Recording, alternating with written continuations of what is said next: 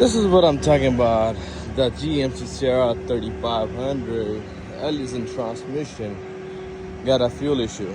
Look how big is it. Damn, it's got dualies on the back. Let's see if we can fit it. I think we're gonna fit it on the track. Let's do it. Crazy.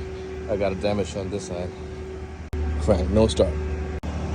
Okay, winch in both sides. Let's start doing it. Here we are, got it, put it in the neutral, everything got it, and we're gonna roll the window up, put the J-hook on the back, both sides, strap down both wheels on the front, and good to go.